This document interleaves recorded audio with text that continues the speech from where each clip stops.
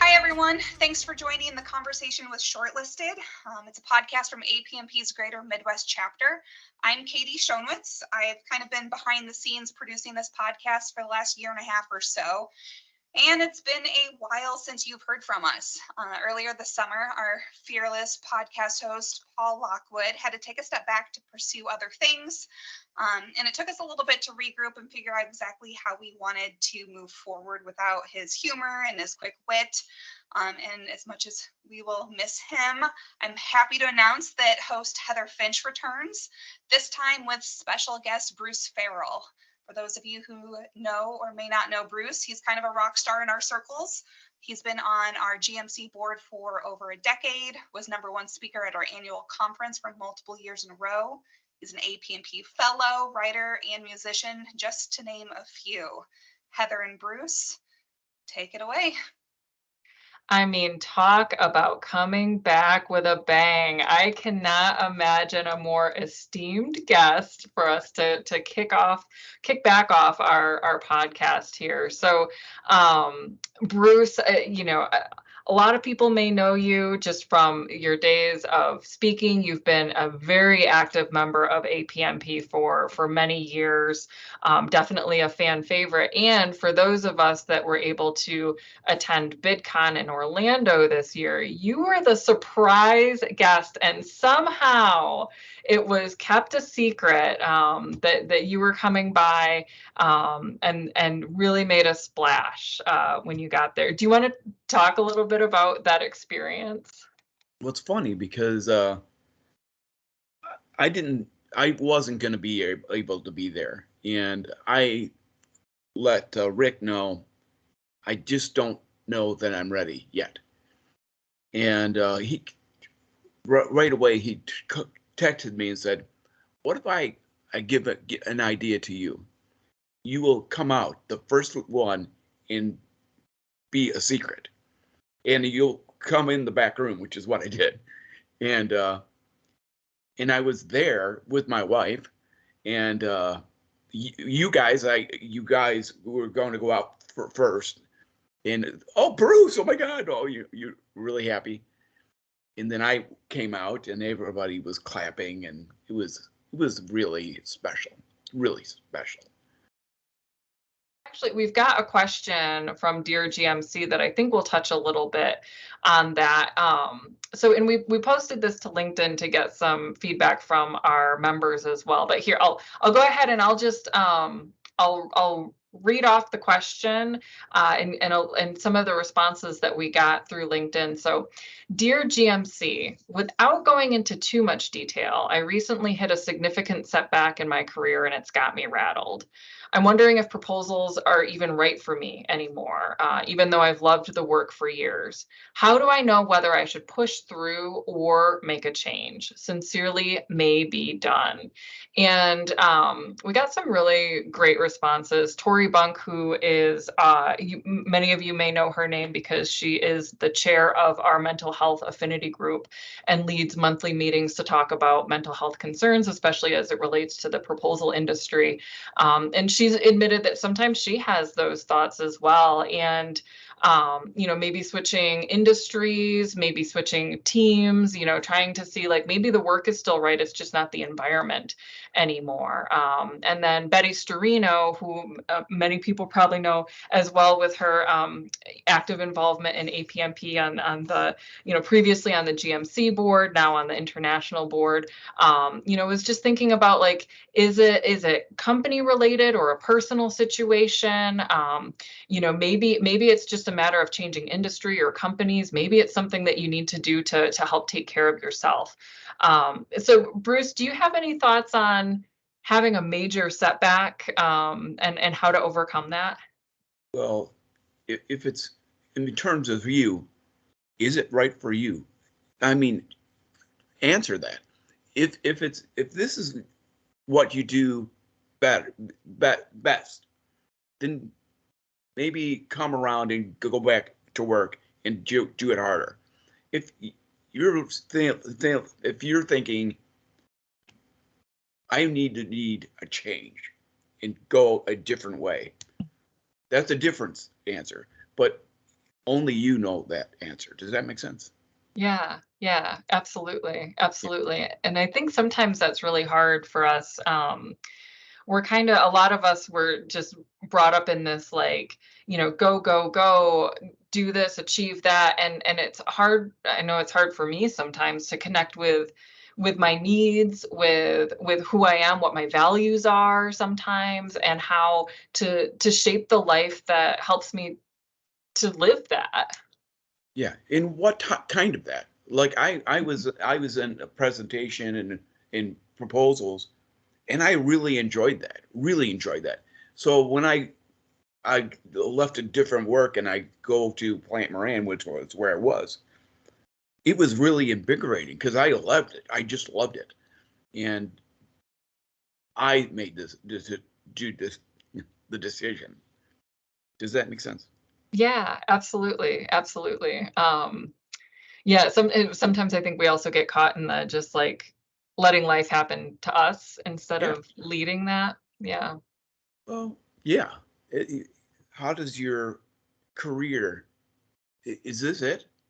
If this is it, then go. Go for it. If this isn't you for you, maybe switch to something else and Yeah. go with that, whatever that is. You know, maybe it's um accounting. Yeah, Right. really. Right. Yeah. Yeah. So Bruce, you've been doing this for a while, Yeah. proposals and in general. How long have you been in the industry? About 30 years Okay. Okay. in And some former. yeah. And what's that path looked like? And how did you get involved with APMP as an Oh, organization? well, that was actually Plant Moran was where I started, but before I started that, I was in the dealership, and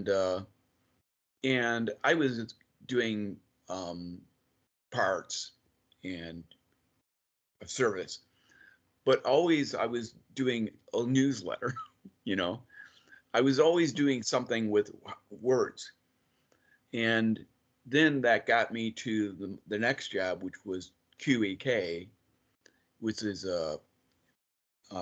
fleet management, and there I was the silent author on everything. I did the website, I did all the proposals, I kind of did it all.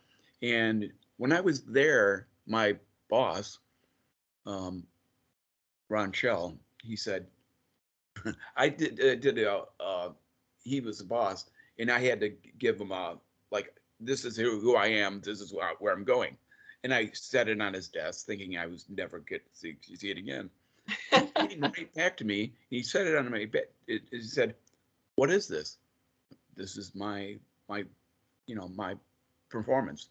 Yeah, but you haven't told me what are you doing next? What are you gonna do for the rest of your life? Because I can't help you if you don't help me. Does that make sense? And that kind of blew me away. And from that point on, I became the proposal manager at that firm.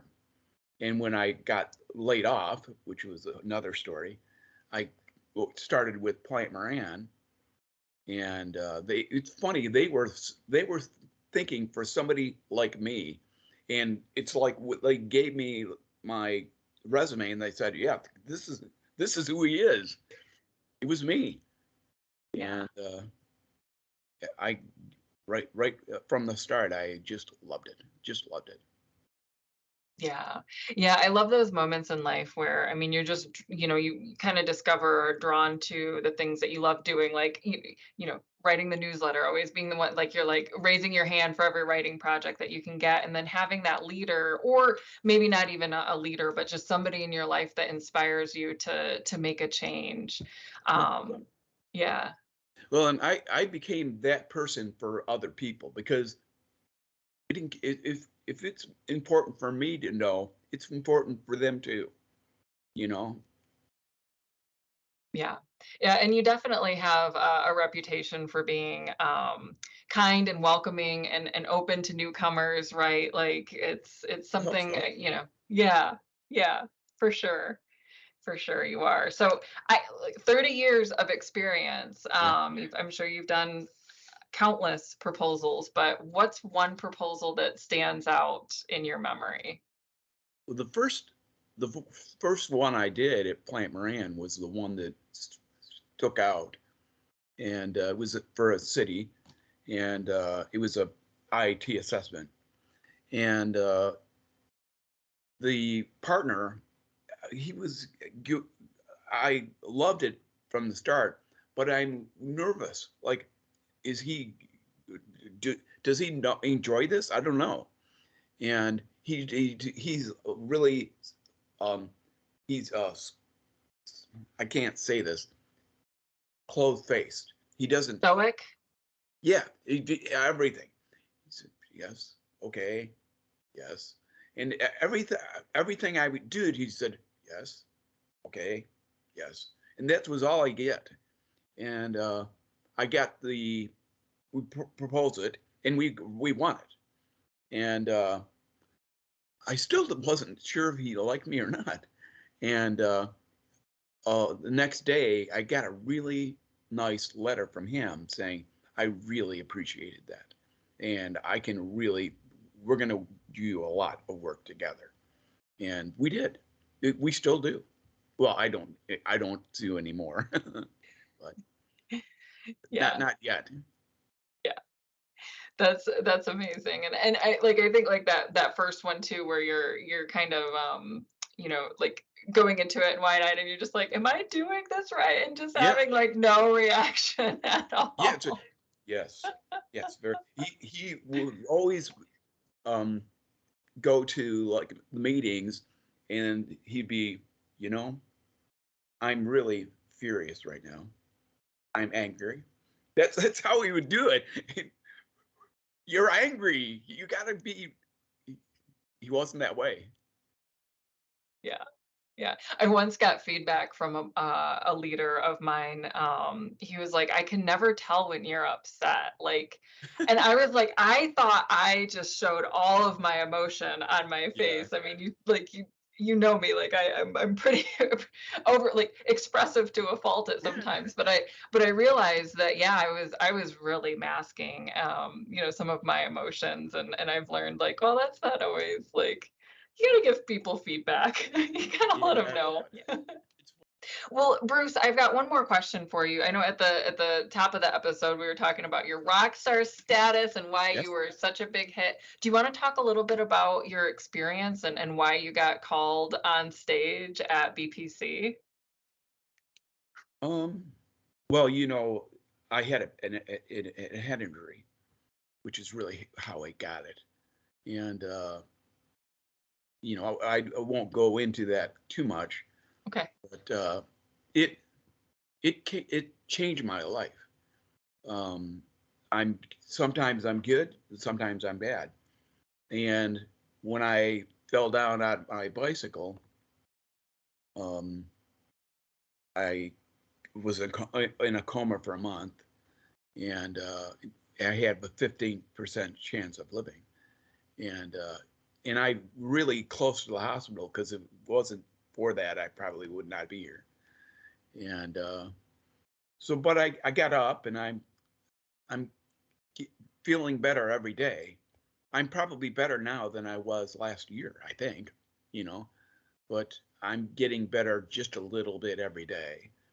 And so I was telling Rick about that, and I really wanted to be there at Orlando to present something, because that's what I do, you know. Mhm. And when I couldn't. And he said, "Hey, well, I got an idea," and we did. It was so great. But then afterwards, um, I remember, we're next year we're going to be in New Orleans, and I said, "Well, if I can do that, if I can do it, I could probably do 15 minutes right now, on point. Maybe next year, if I can do an hour or a half, 45 minutes, I'm think I'd be ready. So yeah. Well, we would all be super excited if you did. I remember, I can't remember which year it was. It was one of the GMC symposiums, and you were the keynote speaker. And I just remember what a delight you are as a speaker, entertaining and funny and engaging. So I invite all of our listeners to, well, I'm going to invite them to follow you on LinkedIn, Bruce Yes. Farrell, to be along for the journey. And with that, any final words before we close out, Bruce? No, just keep your prayers in my corner, and I'm getting better every day. Every day I woke up, and it'll be a new day tomorrow, and I will be better tomorrow. Well, it's been a pleasure having you on Shortlisted, and thanks to all of our listeners for tuning in. We'll catch you on another episode soon. All right, I think we did it. We did it, Bruce. As a reminder, the advice and thoughts shared in this podcast are for entertainment purposes only. Please use discretion and common sense as you navigate your own careers and lives. We wish you the best and appreciate you listening.